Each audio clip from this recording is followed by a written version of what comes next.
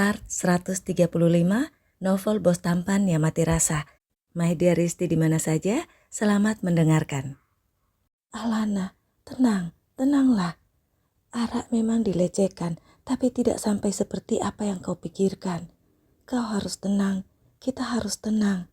Ara sangat terpukul dan terpuruk, dia menangis terus.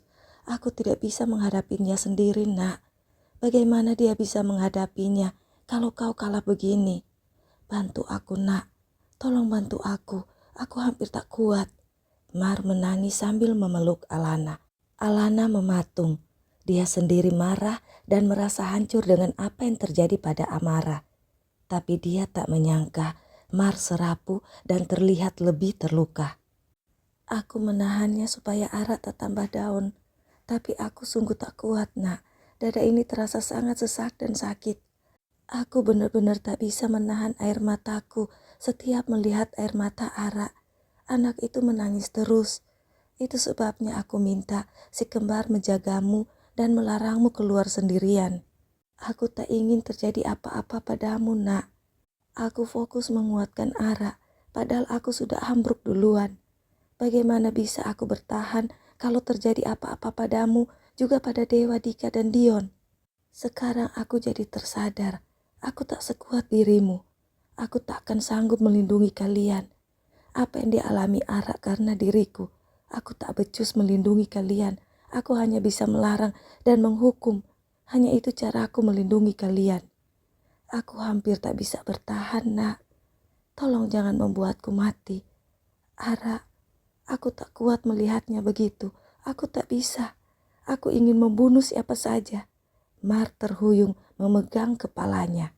Di dalam kepala terasa ada yang berdenyut-denyut dan sangat sakit. "Dad!" Dika berteriak dan melompat menopang tubuh Mar. Sekali lagi Mar merasa kepalanya berdengung dan sangat berat. Alana langsung memeriksa mata dan denyut nadi di pergelangan tangan Mar. Lalu dia menelpon dokter kepala. Dia tak tidur-tidur sejak Ara ditemukan. Dia berkeras di samping Ara terus. "Kau harus paksa dia untuk tidur. Nanti pagi aku akan periksa dia," kata dokter kepala agak mengomel. "Dok, nanti kita bicara lagi. Istirahatlah," potong dokter kepala saat Alana akan bertanya dan langsung mematikan telepon. Padahal Alana ingin ke rumah sakit secepatnya melihat Amara.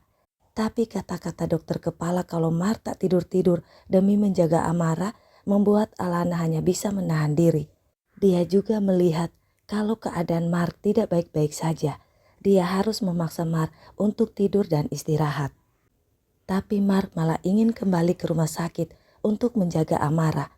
Alana senewen jadinya. Dia gak mau Mar sampai sakit. "Kau harus tidur dan istirahatlah dulu, biar aku yang jaga Ara," bujuk Alana. "Sudah kubilang kau di sini, aku yang di rumah sakit. Ara belum mau ketemu orang lain," kata Mar. "Dad, jangan memaksa, harus istirahat. Kalau sampai terjadi sesuatu pada Dedi, kami juga yang akan pusing. Dewa yang akan menjaga Dedi di sini. Biar Dika yang menjaga dan menemani Mami ke rumah sakit," kata Dewa juga memaksa Mar untuk istirahat. Tapi Mar justru berbalik badan dan pergi. "Kalau begitu aku ikut," kata Alana buru-buru menyambar jaket dan tasnya. Tapi Mar menghentikannya dan tetap tak mengizinkan Alana ke rumah sakit. Dewa, Dika, dan Dion pun hanya bisa diam menyaksikan. 3, 2, 1. My dear Risti, sebelumnya saya minta maaf karena hari Rabu kemarin kosong. Novel Bos Tampan yang Mati Rasa ini harusnya kan udah selesai lama ya. Tapi karena ada masalah hak cipta, jadi ini tertunda. Semua part sudah selesai saya buat dan sudah saya up di YouTube. Tapi masih di privat dan akan tayang sesuai jadwal. Kemarin itu entah kenapa saya ingin dengar lagi sebelum jam tayangnya. Dan ternyata ada hampir sepertiga dari bagian itu ada interaksi Alana dan Mark yang agak sedikit mengandung seks. Saya agak takut akan di take down lagi oleh YouTube seperti part yang lalu. Saya mencoba untuk edit dan revisi lagi. Tapi karena direvisi, otomatis mempengaruhi alur cerita part-part yang lain. Jadi walau sudah selesai saya revisi, tapi tidak sempat untuk diposting, ditayangkan di jam yang sudah ditentukan. Oh ya, jam tayang berubah lagi jadi ke jam 17.00 waktu Indonesia Barat. Itu untuk memenuhi permintaan karena jam tayang di pukul 14.00 mengganggu jam istirahat siang. Satu lagi, banyak permintaan untuk up setiap hari, tapi karena saya menggunakan teks dan saya mengetiknya satu persatu secara manual, itu memakan waktu. Saya minta pendapat kalian, My Dearisti, kalau tidak menggunakan teks, hanya audio suara saja, bagaimana? Saya tunggu pendapat kalian di komentar ya. Oke, My Dearisti, mohon maaf sudah menyita waktu kalian lagi. Terima kasih untuk apapun pendapat kalian. Like kalian, komentar, juga subscribe kalian. Kalian semuanya semoga tetap sehat, tetap berhati baik, dan tetap berharapan baik. Thank you, kita lanjut.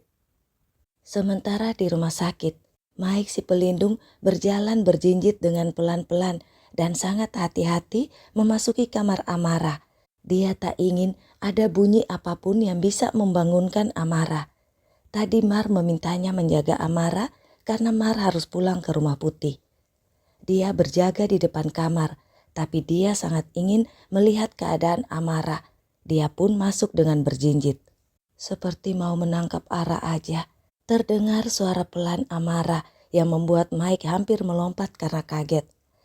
Non, maaf Non, jadi terganggu tidurnya, kata Mike menunduk dan mundur pelan-pelan. Apa ada masalah? Papa mana? Tanya Amara lagi, sedikit memiringkan kepalanya melihat pada Mike. Tidak ada masalah Non, saya hanya ingin melihat keadaan Non Ara.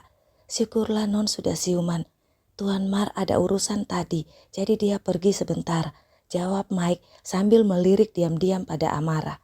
Oh Mike, mendekatlah, temani Ara, kata Amara yang membuat Mike mengangkat wajahnya. Om boleh masuk? Tanya Mike menegaskan. Emang siapa yang melarang? Siapa? Nanti Ara gebukin orangnya. Tapi nanti kalau Ara sudah sembuh, suara Amara melemah. Mike pun mendekat dan melihat wajah dan tangan Amara yang diperban. Mata Mike berair. Om minta maaf Non, Om lalai melindungi Non Ara, kata Mike lirih.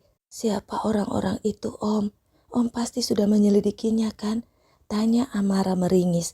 Setiap mulutnya bergerak untuk bicara, otot di wajahnya seperti ditarik dan terasa sangat perih. Mike melihat Amara kesakitan, tapi pancaran mata Amara penuh dengan kemarahan.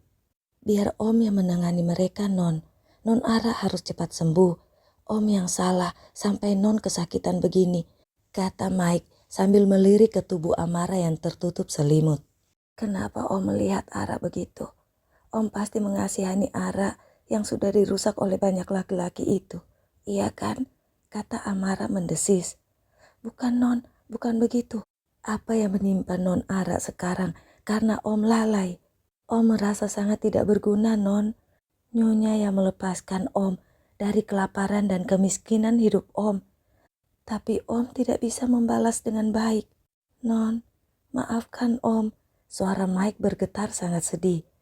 Tidak apa-apa Om, Ara hanya perlu sembuh dan membalas orang-orang itu, kata Amara. Mike langsung menatap Amara. Jangan Non, biar Om yang melakukannya. Non jangan ada dalam bahaya lagi. Om bersalah, jadi itu tugas Om.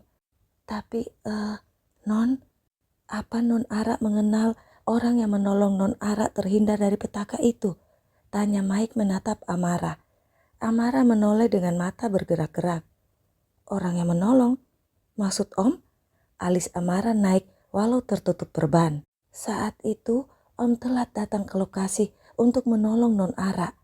Tapi saat Om dan anak buah Om menemukan Non dalam keadaan dibungkus kain iklan. Dan orang-orang yang menjahati Non sudah babak belur dan pingsan semua. Ada orang lain yang duluan menolong Non Ara. Apa Non tahu siapa orang yang baik hati itu? Tanya Mike. Amara diam. Berarti papa putranya nggak bohong. Benar-benar ada yang menolong sebelum dia dinodai. Tapi siapa si penolong itu? Ara dibungkus kain iklan. Artinya orang itu juga melihat Ara telanjang. Orang itu membungkus Ara, jadi orang itu menyentuhnya juga. Batin Amara mencoba mengingat-ingat. Ara gak ingat apa-apa, gak ingat kalau ada orang lain selain para bajingan itu. Jadi Om, jangan mencoba menghibur Ara dengan mengatakan ada orang lain yang menolong dan Ara tidak dinodai. Itu tidak mungkin Om, bantah Amara agak emosi. Om tidak mengada-ngada Non. Ya sudah, Non istirahatlah. Biar Om yang mencari tahu orang itu dan mengurus para penjahat itu. Om senang Non Ara sudah sadar. Sekali lagi Om minta maaf. Om minta jangan sekali-kali membahayakan diri sendiri lagi Non, kata Mike dan mundur pelan-pelan. Om, Mike berhenti mendengar panggilan Amara itu. Apa bisa Om di sini saja jagain Ara sampai Papa datang lagi? Tanya Amara. Om memang bertugas jagain Non. Om ada di depan pintu. Panggil saja kalau Non butuh apa-apa. Mike pun keluar dan menutup pintu. Amara tiba-tiba merasa takut sendirian di kamar itu. Om! Amara berteriak dan kesakitan. Mike buru-buru masuk lagi. Non, ada apa? Ada yang sakit? Amara menggeleng. Ara takut, Om. Mike mendekat ke ranjang dan menatap Amara dengan perasaan hancur. Dia mengenal dan sudah menjaga Amara sejak Amara kecil. Dan non Amaranya itu tak pernah mengenal rasa takut dengan apapun. Tapi sekarang ketakutan. Nonanya pasti trauma. Om akan berjaga di sini, Non. Jangan takut. Tidurlah, Non, kata Mike lembut dengan mata berair. Terima kasih, Amara berbisik. Selain mominya, Uncle Dokter dan Uncle Willy, Om Mike adalah orang yang selalu ada menjaga dia dan menjaga mominya, juga menjaga adik-adiknya. Amara merasa lebih tenang. Mike pun duduk di dekat tempat tidur Amara, tidak menyadari kalau ada seseorang yang dari tadi mendengar percakapan mereka. Jadi nama gadis itu Amara. Syukurlah dia selamat. Pedro, tanganku sendirilah yang harus menghentikanmu berbuat jahat lagi. Kau membunuh adikku dan menukar anakmu untuk jadi alat mencapai ambisimu. Aku harus membunuhmu, gumam laki-laki itu. Laki-laki itu, dia yang menolong Amara sebelum anak buah Pedro menodai Amara. Tapi dia tak ingin seorang pun mengenalinya sebelum dia menyelesaikan tugasnya.